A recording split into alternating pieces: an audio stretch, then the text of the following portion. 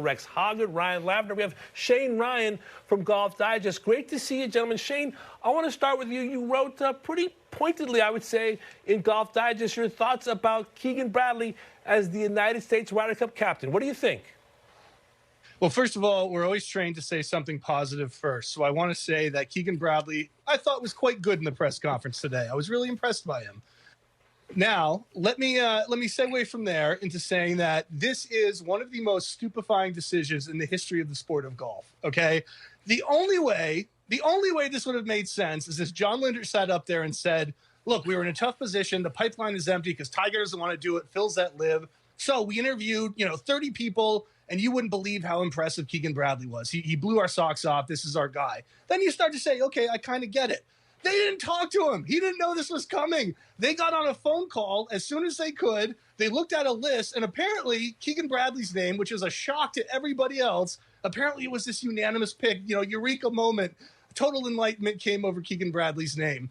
I don't get this, okay? If you look at Linder's presser, his quote in the press release from yesterday, he cites his experience, his relationships, and his passion. Let's look at experience. He's played in 2 Ryder Cups. It's the lowest total for an American captain in 30 years, all right? He's never been a vice captain. He's certainly never been a captain before. There's no experience. His relationships. Keegan Bradley, I thought, had a wonderful moment in the presser where he said, I regret coming out on tour and treating everybody like they were my enemy, especially when he sees how the young guys are all friends today. By his own reckoning, this is not the first time he said this. He doesn't really have these relationships. And then we go to passion, which I'll grant him, but it doesn't amount to a hill of beans. This is like going to a Dunkin' Donuts and they serve you a baked salmon. Now, the baked salmon might be good, but it doesn't quite work for the Dunkin' Donuts, right? It's not normal there. And if that sounds like a weird, nonsensical thing, well, it was a weird, nonsensical decision. Bottom line, they put a blindfold on, they threw a dart, it landed on Keegan Bradley's name, and they are hoping that he bails them out. Rex, you're like me. You have a few gray hairs, unlike these other kids here. Have you ever interviewed for a job where they never asked you how you would go about doing that job? Are you surprised by this aspect of the story? Let's be honest, Eamon, that's probably the only way I'm going to get a job if they don't interview me beforehand. Yes, I think I'm as stunned as anyone. And to be fair, and I want to address what Shane said, to start out with the positive, he has the credentials. He's won a major championship, the PGA Championship. That seems to count. He has played on 2 Ryder Cups.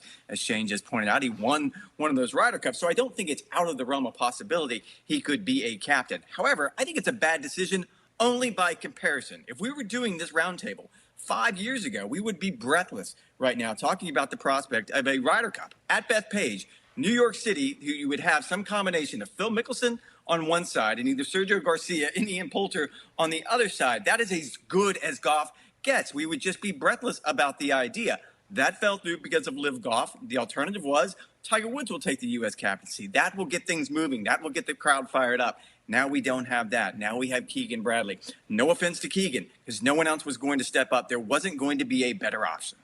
Lav, we've had a lot of jaw-dropping days in the game the last couple of years. Where does this one rank? Is this a shock to the system? Is this a genius move? Where do you sit with the decision on Keegan? I actually really like the move to appoint Keegan Bradley as the Ryder Cup captain in 2025, and here's why. I'm with Shane completely, where I think it was bizarre and even a little bit outrageous that the PGA of America did not have a single conversation with Keegan Bradley before appointing him for the captain for Bethpage Black, and yet Keegan Bradley still seemed like the best available option. Once Phil Mickelson was voted off the island, once Tiger Woods declined that invitation, Keegan Bradley was the most inspired choice. These support staffs now for the Ryder Cup teams are so deep and they're so comprehensive that what you're essentially doing is creating basically a face of the program. Someone who sort of sets the tone with his personality, who stands up to the media and explains his decisions, who is deeply connected to the players, as Keegan Bradley, the world number 19 and in the signature events for 2025, if they ended right now on the PGA Tour, would be someone who sort of breaks ties with his competitive instincts, as well as, being a sort of avatar for the crowd. Bethpage Black is going to be such a unique venue that you cannot have someone who is stone-faced, who is unenthusiastic. To me, he is the absolute perfect fit. Just because you are untested does not necessarily mean that you are unqualified. One other thing you don't want at Bethpage is the Red Sox guy as well. I would think this is a crowd that could turn in the opposite direction. Shane, is the buddy system dead?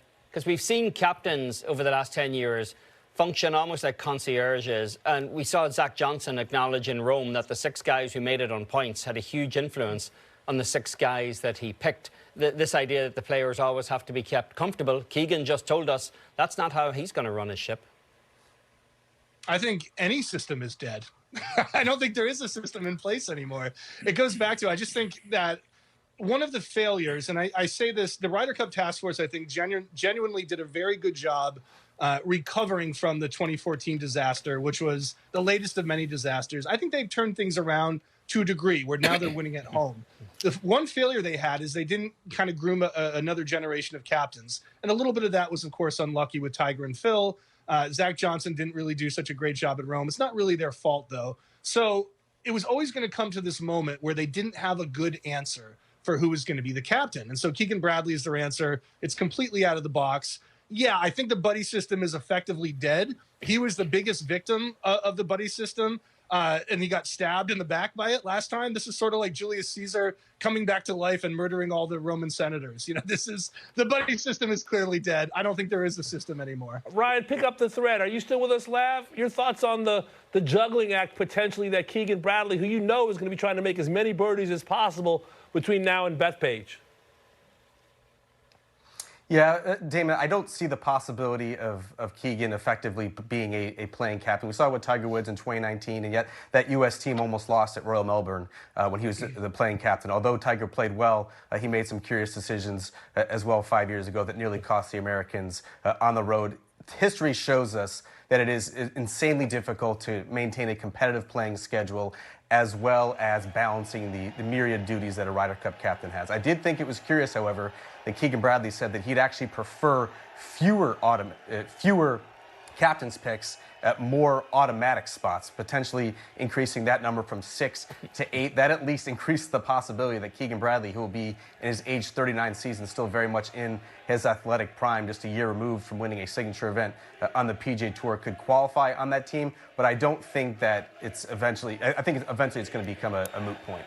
Shane, I'm curious about this idea of the disconnect in terms of relationships between Keegan and the younger generation who are making up the majority of the teams now. And he's talked about that, particularly when he didn't make the team in Rome. He even talked about it this morning. We heard from Justin Thomas and Jordan Spieth earlier, 2 guys who were on the Ryder Cup committee who presumably gave a thumbs up to this appointment.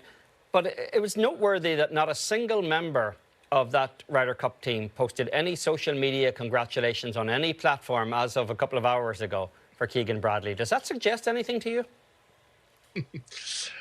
You know, it may.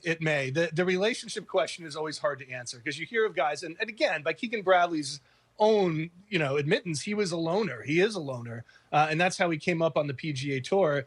And I think he realized in a big way last Ryder Cup, if he didn't already know it, that fundamentally these are human institutions and they're going to be influenced by human relationships, right? I don't think there's anyone, even if you think it was the right pick, which I do, I don't think there's anyone who doesn't think that Justin Thomas, being a good friend of Zach Johnson's, had a big influence on Justin Thomas being picked, right? These are how things work. So that, I would say, is a given. In terms of, whether these players, whether we can read into their social media accounts that they hate Keegan Bradley or something like that, I think that might be taking it too far. I'll be the first to admit I don't know the extent of how much he's, liked or anything like that, but we do know he's a loner, and so maybe that has something to do with it. Well, in the spirit of how the American Ryder Cup teams, we welcome Rex back again for another appearance here. Rex, do you think Keegan's going to be the guy who will break a few eggs along the way here and won't be worried about that? And secondly, are we putting money on Tiger Woods to be the captain 2 years down the road at Adair Manor in Ireland? I would say that Tiger being a captain 2 years down the road is pretty much a lock. I think there was a little bit of confusion about why he didn't want to do it this time around. He had a statement that was read during the press conference a few hours ago that essentially painted a picture of how busy he is as a board member on the PGA Tour's board, and that it is consuming. By all accounts, he's doing meetings almost every single day. So it's certainly understandable. The other half of this is yes, I can see Keegan definitely breaking some eggs. The conversation that you just had with Shane, he's not part of the cool kids club. That's probably why he wasn't one of the picks last year. So I don't think he's worried about offending anyone or hurting anyone's feelings. I can see him coming out and making some really, really tough decisions. I was a little surprised that he wanted fewer captain's picks than one, because he seems to me the kind of guy that wants to be able to control everything. Major champ, Boston strong, and just maybe we'll be opening up that long ago duffel bag from 2012 at Medina on the set at Golf Today.